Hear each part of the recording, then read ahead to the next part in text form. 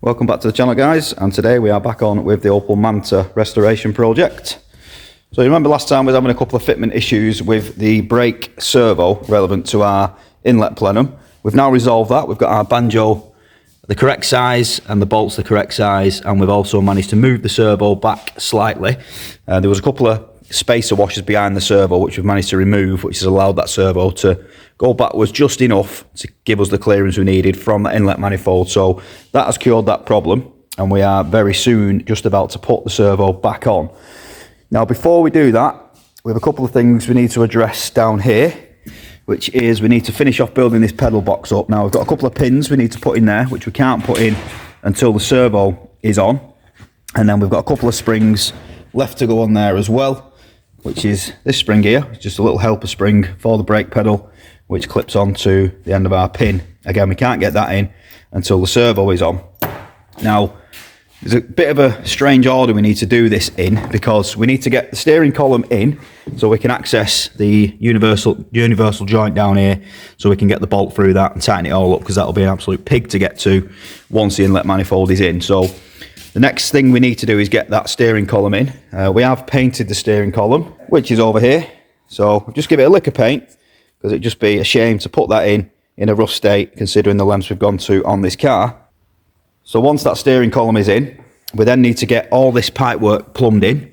We have modified some pipes slightly to fit this car. Obviously, again, this engine isn't supposed to be in this car, so there is going to be a little bit of fit and make do with this, but we will get it right in the end. We have found a new pipe joiner there, because the old one was corroded, so that's probably as good as we're going to find. That's in good condition. You'll notice there now as well, we have got our heater box mounted. That is in now permanently and solid, which then allows us now to be able to pipe up the pipes from the heater matrix down to the engine. So we've got one that comes off here, off this block there, and then we've got another one which comes off the back of the engine. So we can get that piped up, we can get all this piped up.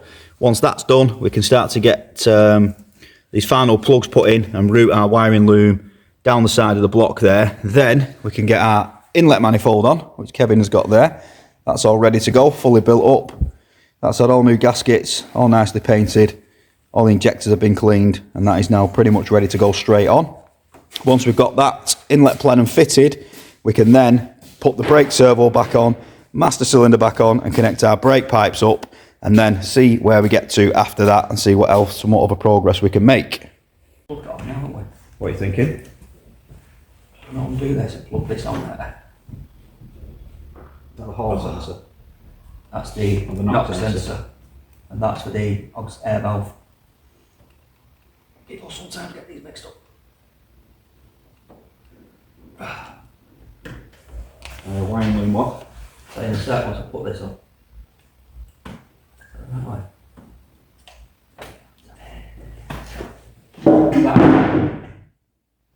What was that? Don't know. That is possibly for the bottom of the inlet manifold, unless there's one further down. No, I don't know what that one's for. Your P-clip to there. Yeah. Keep it in a bit, won't it? Got the right angle for it. I can bring this around here. Need to get those through there, don't we? Well, that's for the crank sensor, so that's fine. That one is going to go through. How did you get it through there? I think I have to loosen the back plate off. Remember? Can't take the back plate off, because you have to take the cam, you have to take the timing belt off. I had my head off, didn't I? Because I believe we sealed the head up. Right, that's not going to happen, so that's just going to go around there. Something like that in it, like that. And look really shit. Or hold the top. P-clipped onto that. Re-wrapped, of course. But just like that, probably. Yeah. Russ Abbott style. Oh no, not Russ Abbott, is it? What's it called? Just that. I don't know the clue what you're talking about. Old comedian. Used to say, just that. Will it fit or will it not? I'd say no. You're the biggest. Oh shit.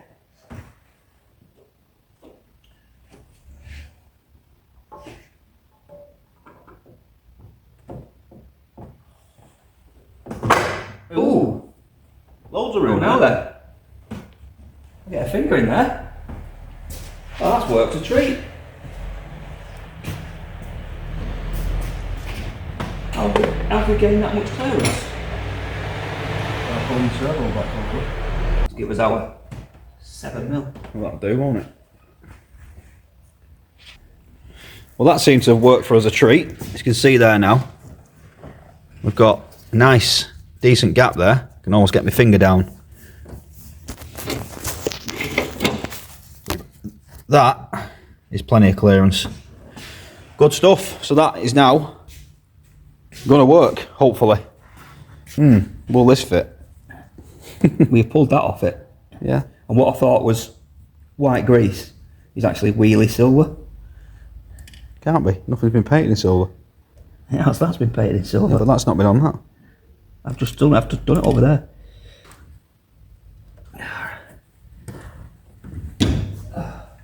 Yeah. Clear. Yeah, that fits. Nice. So now we know that's going to work. Nip it up. We can start to look into the coolant hoses we need underneath there, and actually bringing this wiring loom up and around, because this does need to go up and back over the top of the engine like that, and it wraps around underneath. So we need to look at how we're going to secure this wiring under there, because we don't want it jiggering around and rattling and wearing away on stuff and potentially rubbing into the wiring loom itself, causing issues with wiring. So that's going to be the next step. Inlet manifold back off.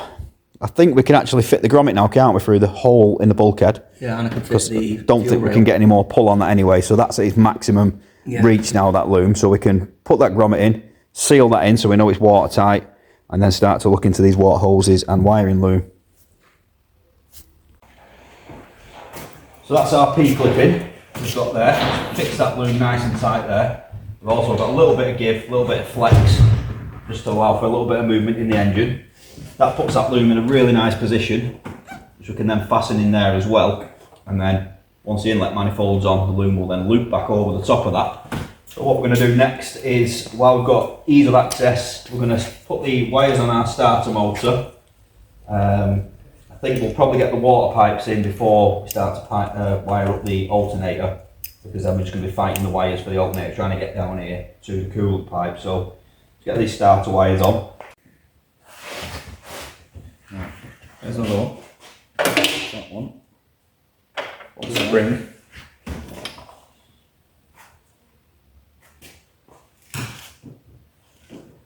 I can't say why I left that loose. Why? I think we might have to do a bit of adjustment on it. Oh, to slide it? Yeah. But we don't want the column sliding out, do we? Yeah. Let's leave that one out. Let's get the column in. Okay. Both in, can we? Yep. Position.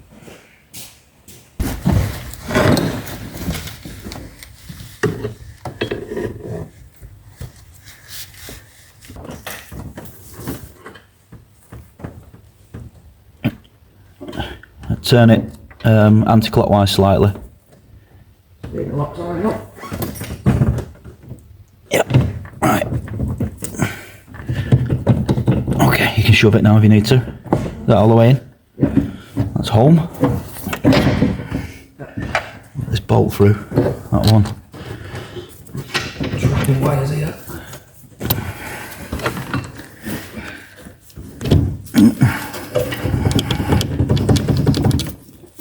Oh, did you put the spring on? No. Good call. Fail. Round two. Alright, hold on. Like every job, just do it twice. Yeah, every job's got to be done twice in a manta. Yeah. So what I forgot was this spring. Yeah. That spring is quite important because it keeps a little bit of tension on there. You have to pull it back a little bit, Kev.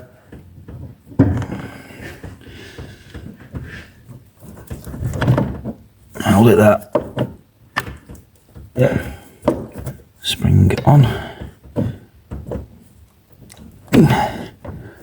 Right. Okay. Right.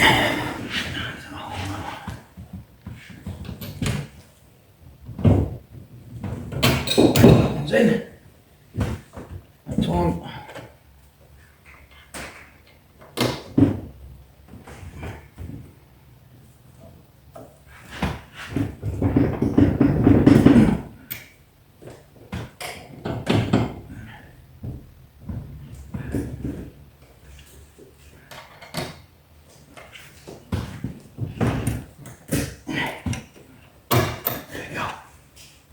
down here.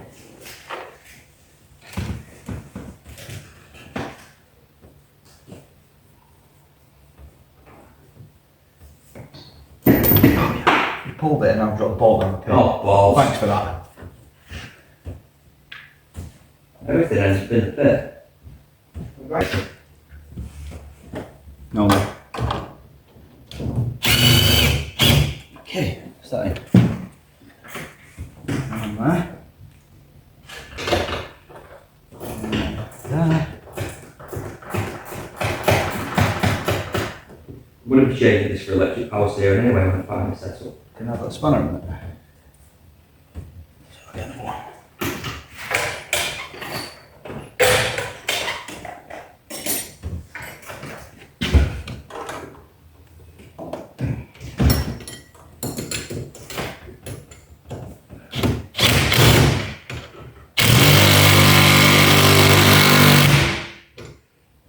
Sure 17 dug is his tight enough? Can you turn the steering wheel for me? Yeah. Which way? Go on, that way. Alright, over there.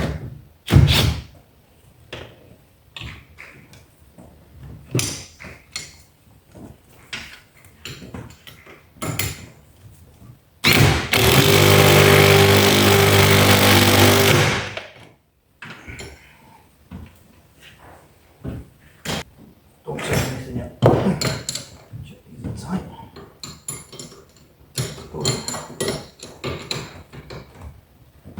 That's good.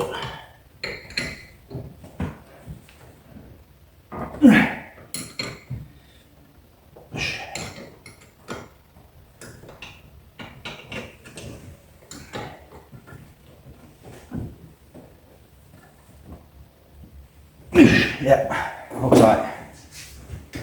Right, so we've made our first holes. Now we're moving on to the plumbing. So we're going to connect this first pipe up from the back of the head to the top of the heater matrix, and then we're going to look at the pipe from the bottom of our heater matrix down into our TP. So again, we're just making this pipe work up as we go because there isn't a pipe kit available to suit the XE and the Manta, and obviously this heater box and heater matrix is out of a Polo. So this is a sort of a mixture of stuff here that we're just trying to make work. So we are making stuff up as we go along. We found a pipe there with a nice elbow bend on it, which fits onto the back of our engine perfectly, which makes a nice swoop and a loop round into our heater box. So just going to connect this up now, get the Jubilees on, and get it tightened up, and then we'll move on to the next one.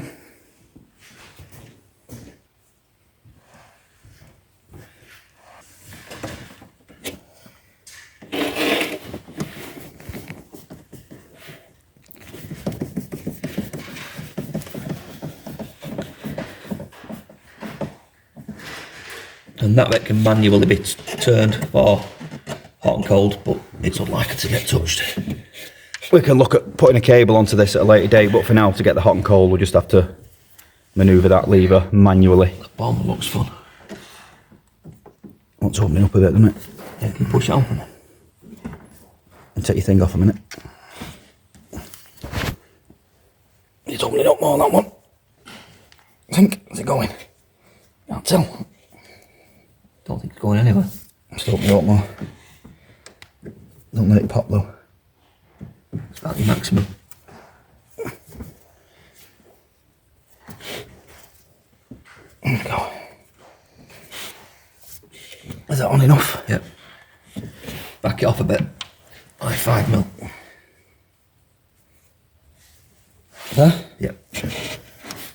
I can't get the camera in to see. Tightening that one. Is that awkward?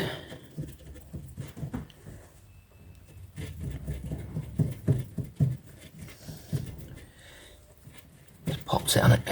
Is it? That's better.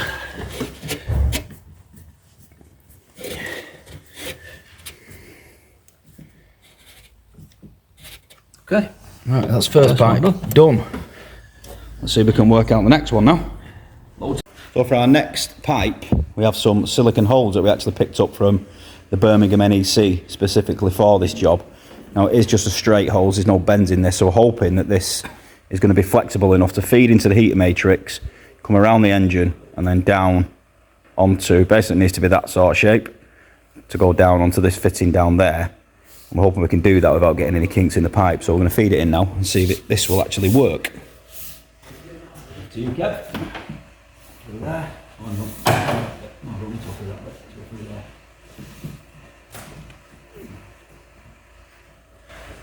Jubilee clip, please.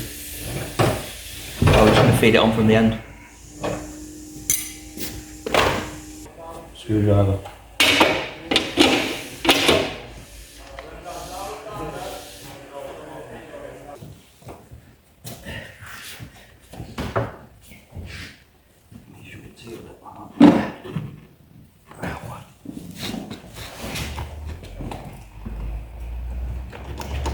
Let's just work out how it's going to go without so much of a kink off the ball through the practice.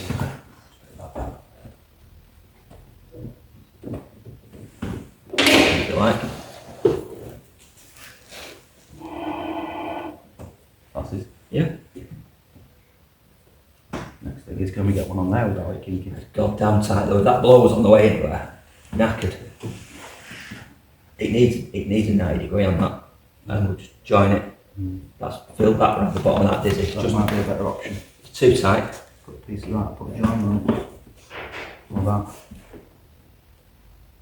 Yeah. Yeah, it's just too tight that. So that silicone hose from there isn't going to work. It's just too tight as it comes around the back of the dizzy. It's put a slight kink in the pipe. It does still pass through. It's not actually blocked completely, but the main concern is it's actually rubbing on the back of the dizzy, and obviously the engine's going to be giving a little bit of a twist as it goes under load, so we don't want that to rub through that pipe. Last thing we want is that pipe blowing out down the road, so we're going to have to use something like this. It needs like a real good bend on it, so we're going to have to use something like this out of the heater matrix, and then we're going to have to put a small copper joiner in there and then silicone hose it from there down to the fitting down here. Out with that for a moment. I think I need to put some of that down. It's going to pop out too far, isn't it? I want it quite stubby then, don't it? It can come down. What about that side? It can come down on that angle then, can't it? What, just twist it round? You try that side's the wrong angle. That's coming out that way. I'm going to point it that way. If we use that one, that's going to come straight out and down. Okay. And we can hopefully use that to there. Yeah, alright. Cut more of that off. It needs to be a really tight bend. Did about 20 mil on the fitting and then an instant 90 degree.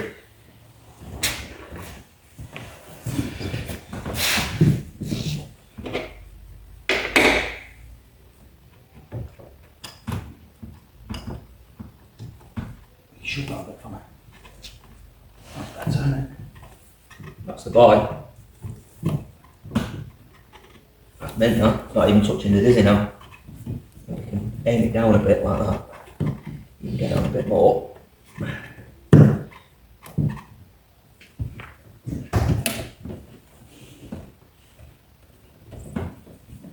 Nice.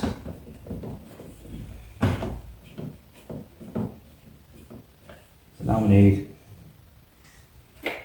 something there. A silicone might not work at all. Might be better just I using think it's going to kink. standard pipe. It's going to be too sharp, and then we need to find another piece of pipe really. Loads on bench.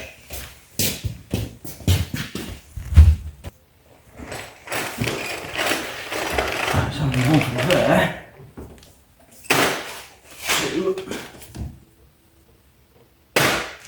about there.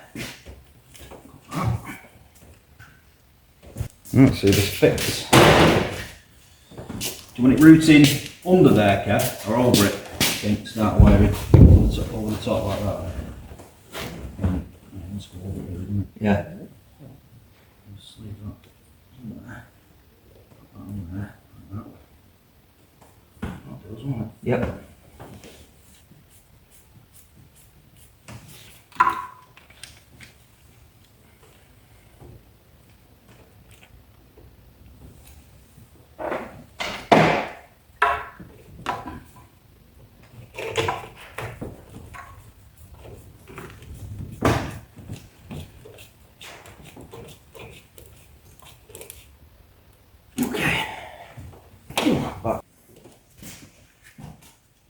Right, so both of our heater matrix pipes are now in.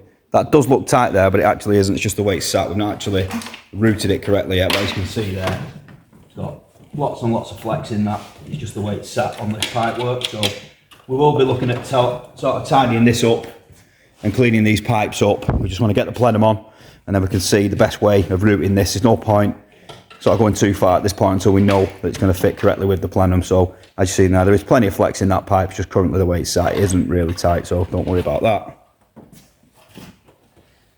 Come out there. Could do being replaced with that wire for a black one, wouldn't it? Or wrapping at some point. I suppose we can wrap it, can't we? Right, so need that on. So we've already got one on that one. We need to connect up the Is that already fastened to plenum? Yeah, auxiliary air valve. Knock sensors in, that needs to come up through the manifold. I need a load of manifold nuts. That's on. Are you best using these for the manifold? What do you think? Those lockers? Yeah. Yeah, they might fit well. There's definitely a lot of stuff to get in the way. What's going on down there, isn't there? Yeah.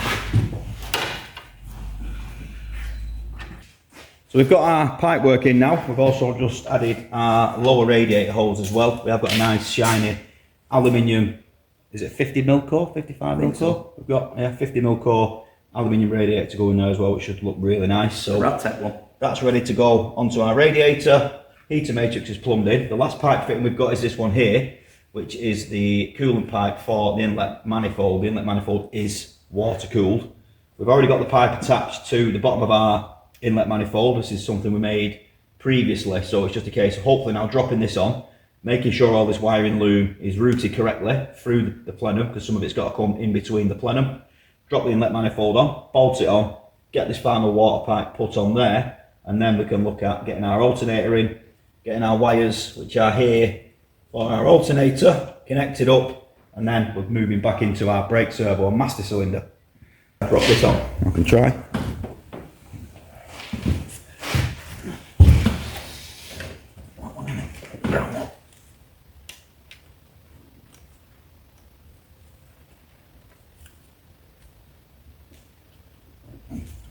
Is it not? It's that way, that's why. Okay. That's that in. Just watch them wires as I do it. Where's this one going? That'll go through, that one needs pulling back. That won't underneath your elbow. That needs to go through the manifold or around somewhere. What this on? Plunk it on, we'll see what we've got.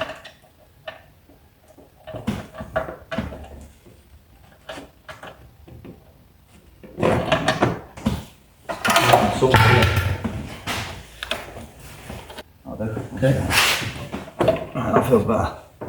I've got to tighten these back up before I forget about it.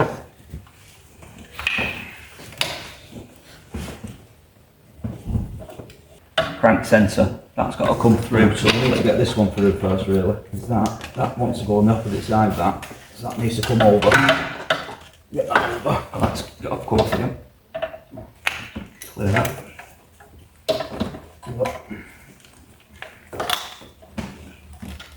Go behind there. I think that's got to come that side of that pipe as well. Yeah, looks like it. Under and up to the airbox. Something like that. That goes. Put a lot of one through. Need to earth that somewhere. Yeah, the earth's going here. Oh no, they don't. The earths go on.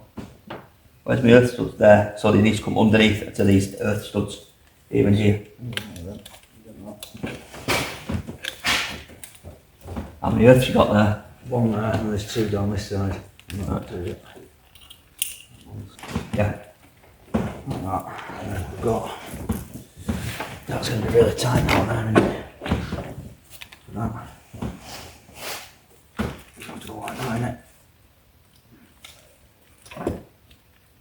It's going to have to go on that side of it, is there any way? Yeah, is that not pulling it off too much to the projector? Oh, it's alright. Unless you've got the other idea, so you can't go through the But middle of the it wood. can't go that way, because it'll get in the way of the alternator mount.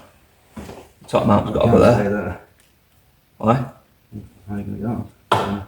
Oh, can't even see that from this angle. It's fun. Why is it so bloody tight? It's not meant to be in that car, Kevin. The engine is not supposed to be in the car, but Yeah, but everything's routed different, isn't it? Like Right. your main loom and stuff. Because normally, obviously, it's in a front wheel drive car, isn't it? So that loom will be at the back, like here. we'll just have to make it work. Somehow we've got to get loom clips on that as well.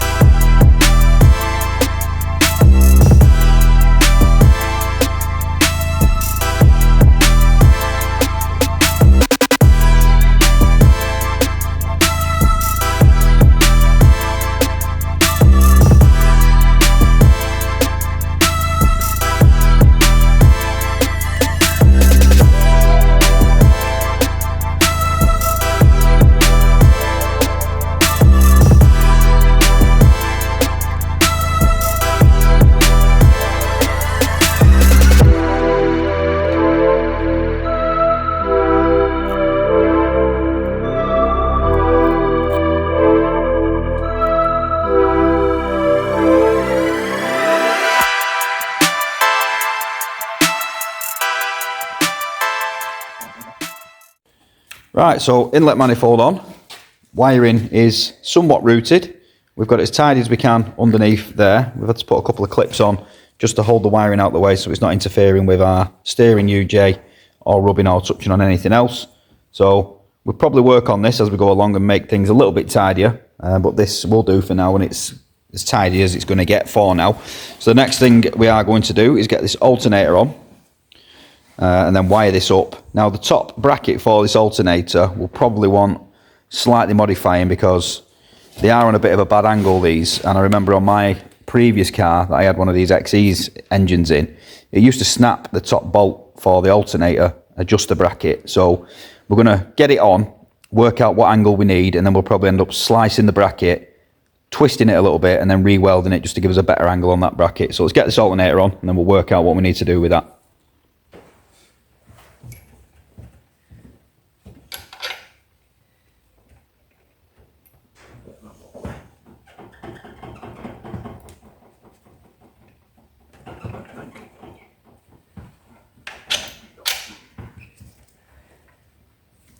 You. Okay. Ow. Get your finger down there. Don't ask me how I did that. Don't ask me to do it again either. Have you got a spring washer on it? No. Right.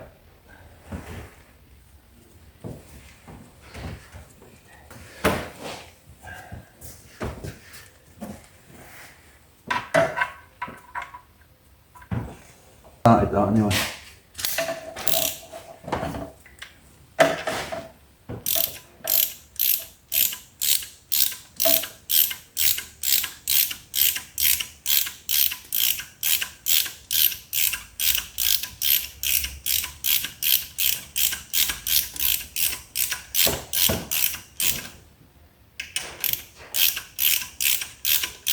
There you go.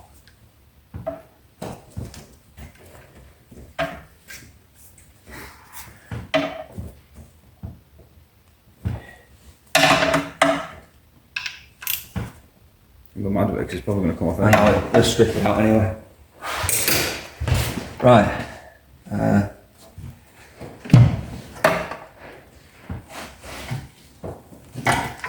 They're fun.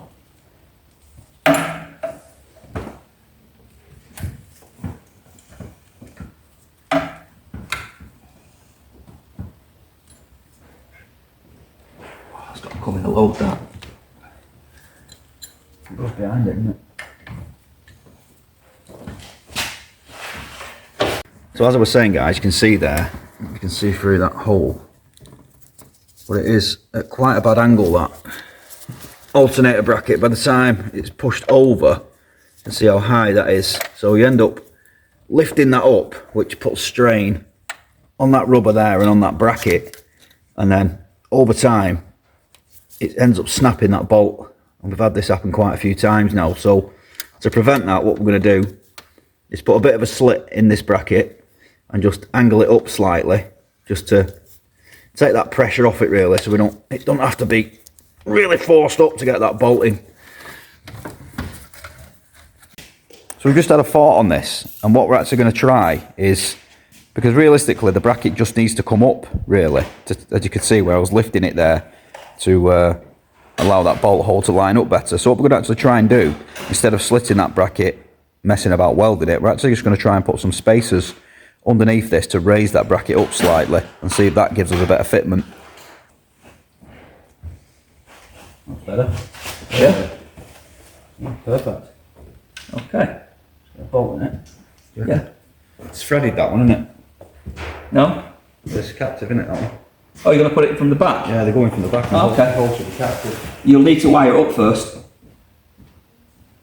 Out? Yeah. I can't, because I can't see. I've got the wrong glasses on. Don't need anything. I've left my other glasses at work. I can barely, can't even read what it says in that writing.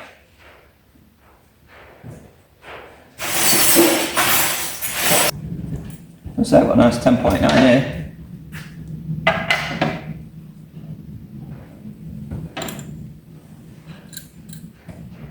Long enough, won't it? You reckon? No? No, a bigger one than that. That's shit. Ah, that little one I'll do for that top one actually. That earth. Get that out so it doesn't squash it. Push that up. That wire's doing my head in. Fancy that one, isn't it?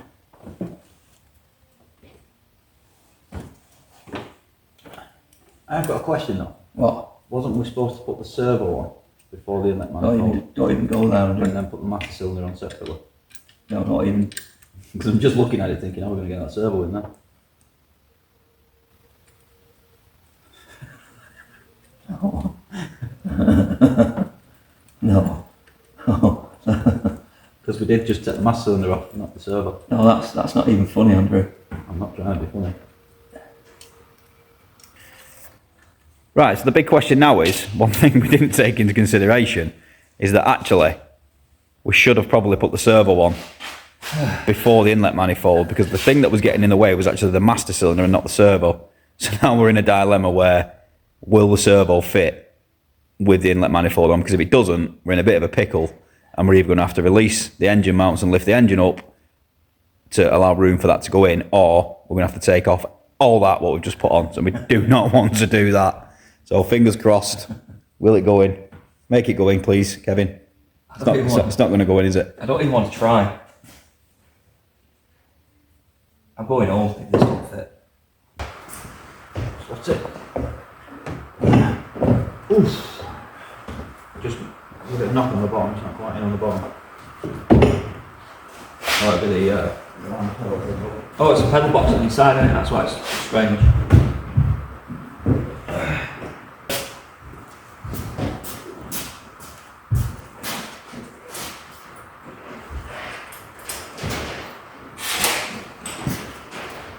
That was tight. That is a tight package. Next question, is it in the right position?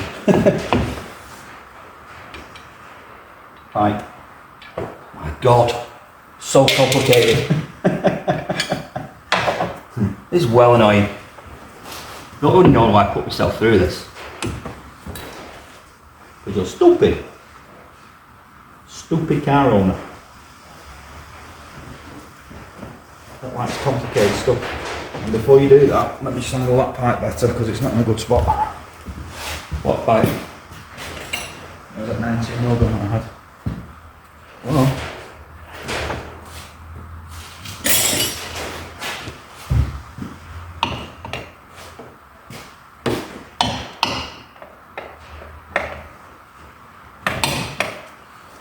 Away from that servo a bit.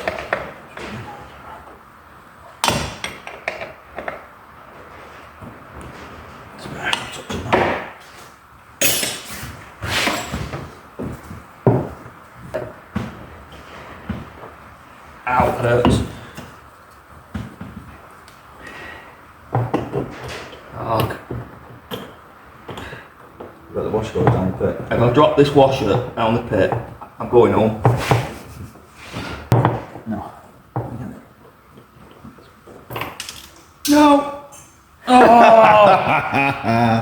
Washer down the pit. Give up. You can't give up, Kevin. The last bit. I can. You going down the pit? Looks like it, doesn't it? You just give up. Yeah, do you want this? Right. Go on. You never find a single copper washer down there.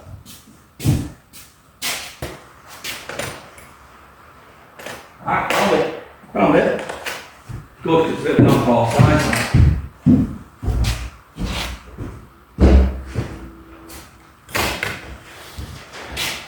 You want to go and see if you can do it? One washer rescued.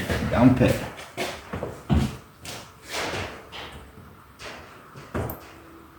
This is a gloves off job.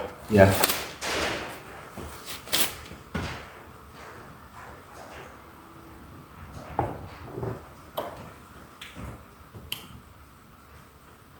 Well, Oh, you've got the magic touch, haven't you?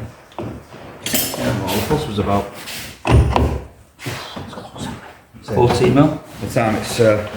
Let's get the nuts on that pelt on that turbo one. I still in it. Yeah.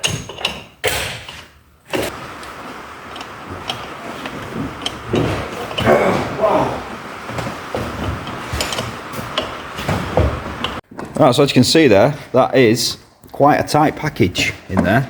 We do have the clearance we need, so we've got the clearance we need between the banjo bolt in the master cylinder and the inlet plenum. All the pipe work and all the wiring is in. Again, it is a very tight squeeze, but it's in. That's the main thing. We are going to alter this and mess around with it a little bit and make it a little bit more tidier and possibly reroute a couple of things, but that is pretty much now how it's going to stay, other than a few minor bits and bobs. We've got the brake servo pipe that just needs popping in there. We are going to clean this up a little bit. It's a little bit nasty, so we'll clean that up before we put that in. We've got the pipe that needs to go to the bottom of the power cap or the air intake, and then obviously we've got to run our ducting pipe down and make a bracket for that to sit there as well. This plugs into the airflow meter even.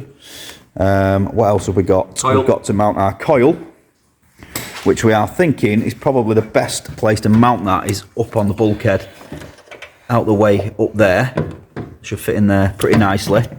We've still got to rewire our heater motor as well and figure out which wire does what, basically, to make sure all the fan speeds and everything are correctly, and then we can wrap that up and wrap the bit of the loom there for the wiper mechanism as well. We've got to make sure the wiper mechanism clears the heater box as well. Something else we need to look into in the very near future. The plug cover we are going to be painting orange. This is just, it is a new plug cover, so it's just coming satin black. That is unpainted, so that will be done in body colour as well. We've got our timing cover all painted up, ready to go on, and Kevin has made some nice new inserts for that as well. These little rubber grommets are pretty much obsolete now. I mean, we've looked online and stuff and we can't seem to find them, so that's how they should look. And Kevin's managed to make these up in his dental lab. Obviously it does need drilling, but that will do the job. So we've got a couple of them made up, ready to go on. Paint them black, then we can then get that timing cover on. We do need to run, once this engine's running, we do need to get it warm. Just pop that rocker cover back off and then retort the head bolts down, because you are supposed to retort these when the head is warm and it's had a bit of a warm up and cool down cycle, just to make sure that's good. So we haven't bothered tightening any of these Jubilee clips up yet for that reason. We've got our fuel pipes that we need to figure out the routing of. So we've got our copper pipes here which run all the way back to the tank. These are brand new pipes, and then these fasten onto there and there. So obviously we need to work out which one's going to be our fuel in, which one's going to be our return, and make sure that marries up at the tank. We still need to find a good tank for this car as well, because the last tank we had, if you'll have seen on the previous episode, was absolutely mullered inside and rusty as hell. So we've got a couple of tanks in storage, but we're concerned that the tanks that are in storage are going to be in the same condition as that one down there, which is really rusty inside. If that's the case, we will have to use the old tank off this car. But originally this car was on a carb, so it only had a fuel feed, it didn't have a return. So if we do end up reusing the old tank, we will have to modify that to run a return feed into that tank. So we're hoping we don't have to do that, but needs must. If that's the only good tank we've got, that's what we're going to have to do. We've got our ECU mounted nicely under there. That's nice and solid now. A nice couple of brackets. That's all good to go. We've got all this wiring to go through and reroute down the dashboard. We're not going to bother putting the dash in just yet, because obviously the car is going to be going for paint and obviously a lot of prep work to go on yet as well. So we don't want that dash getting covered in dust, because it is a flock dash. So once that dust is in there, it's going to be very, very difficult to get out. We need to measure up the distance now with some string between the bottom crank pulley and the alternator pulley, because we've actually modified these pulleys as well. Normally it's just a standard V-belt on these XCs, but we do have an habit of, when you rev them quite high, the belt sort of flicks inside out, or it can also just flick the belt off. So a modification for this is to fit a multi-V, which wasn't a thing on these XCs. So we now need to get a belt made up for that. So we've got the alternator positioned in the middle position, so we've got a bit of movement either way. Measure this with a string, count how many sort of V's there is, or how many teeth there is on the pulleys, 6. And then we can get a belt made up for that. We've got our aluminium radiator here, which will drop in, and we've also got a thermal timer switch on the bottom, so it will activate the radiators pretty much on its own, so we don't have to mess about putting those on a switch. That will drop in there. There is 2 little rubbers that sit, one in there, one in the other side, that the radiator just slots down on, and then there's a bolt that goes underneath to hold that radiator in position. One thing we do need to do is we need to drill out a hole in the top of the radiator there and put a fitting in to have that little pipe fit into the radiator. But that is all now pretty much coming together really, really well. Moving along pretty well now. Shouldn't be too far off really. Hopefully the next couple of episodes we might be able to start getting this running. There's a little bit of wiring we need to do. We need to bridge into the wiring for the fuel pump and a couple of other little bits and bobs. Nothing too serious. And obviously we've still got that coil to mount as well before we can fire it up. We've got our exhaust manifold to go on, which is there. It's a brand new manifold. It has been in storage for a little while, but it is brand new. We've already mocked that up and trial fitted that, and that fits really well on this car. So that can go on pretty soon, but we are going to heat wrap that exhaust manifold as well. We've got some heat wrap to put on there, which is not a nice job, to be fair. It does get a little bit itchy if you don't wear the proper PPE. So that's another thing we need to do, but that, I think you'll all agree, is coming on pretty well. Nice and snug, nice and tight. So that's all we're going to have time for in this episode, guys. I hope you have enjoyed this one. Don't forget to hit that subscribe button. Drop us some comments. Let us know what you think of this build so far. Please give us a like and give us a share. And we'll see you all in the next video.